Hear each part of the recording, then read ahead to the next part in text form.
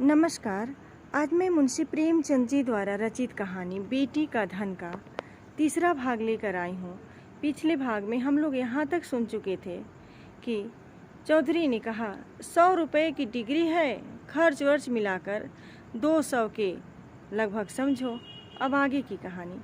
मित्रों, आगे की कहानी प्रस्तुत करने से पहले आप लोगों से मेरा एक अनुरोध है कि अगर आप मेरे चैनल को सब्सक्राइब नहीं किए हैं तो ज़रूर सब्सक्राइब कीजिए ताकि मैं पूरी कहानी आप लोगों तक पहुंचा सकूं। प्रस्तुत है आगे की कहानी। चौधरी अब अपने दांव खेलने लगे। पूछा, तुम्हारे लड़कों ने तुम्हारी कुछ भी मदद न की? वह सब भी तो कुछ न कुछ कमाते हैं। साहू का यह निशाना ठीक पड़ा। लड़कों की लापरवाही से चौधरी के मन में जो कुत्सित भाव भरे थे वह सजीव हो गए। बोला, भाई, लड़के किसी काम के होते तो यह दिन ही क्यों देखना पड़ता? उन्हें तो अपने भोग विलास से मतलब, घर गृहस्थी का बोझ मेरे सिर पर है। मैं इसे जैसे संभालूं। उनसे कुछ सरोकार नहीं, मरते दम भी गला नहीं छूटता। मरूंगा तो सब खाल में भूसा भरा कर छरक छोड़ेंगे। गृह कारज नाना जंजाला। झगड़ू ने दूसरा तीर मारा। क्या बहू से भी कुछ न बन पड़ा?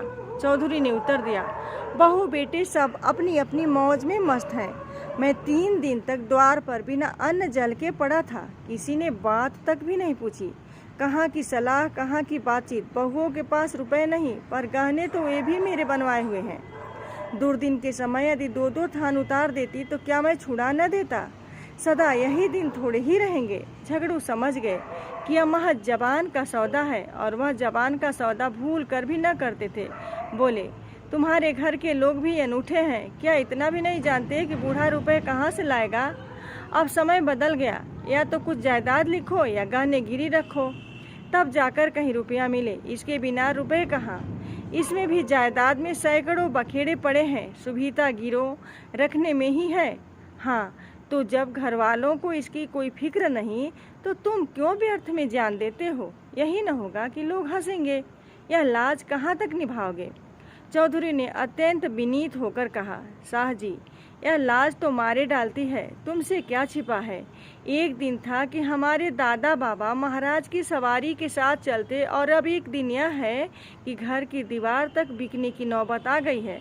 कहीं मुंह दिखाने को भी जी नहीं चाहता। यह लो गहनों की पोटली।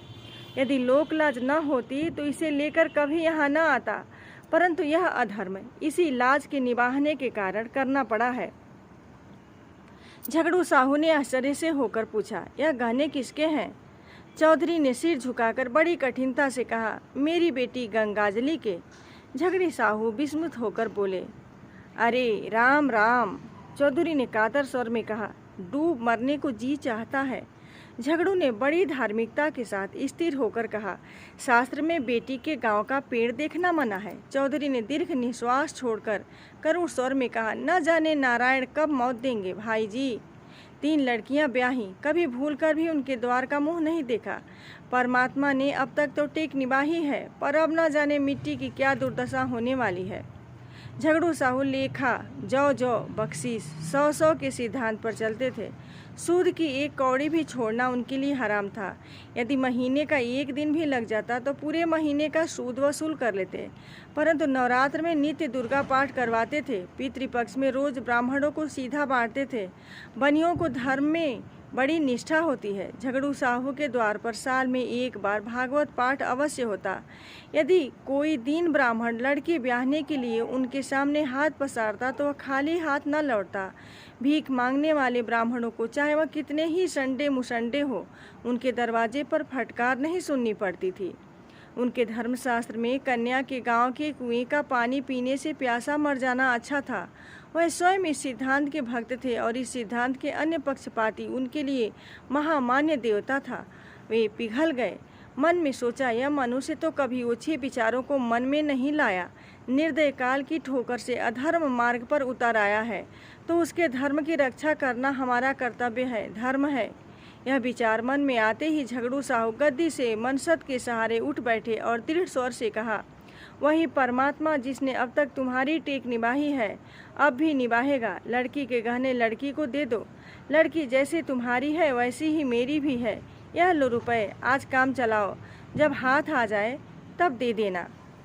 चौधरी पर इस सहानुभूति का गहरा असर पड़ा। वह जोर जोर से रोने लगा।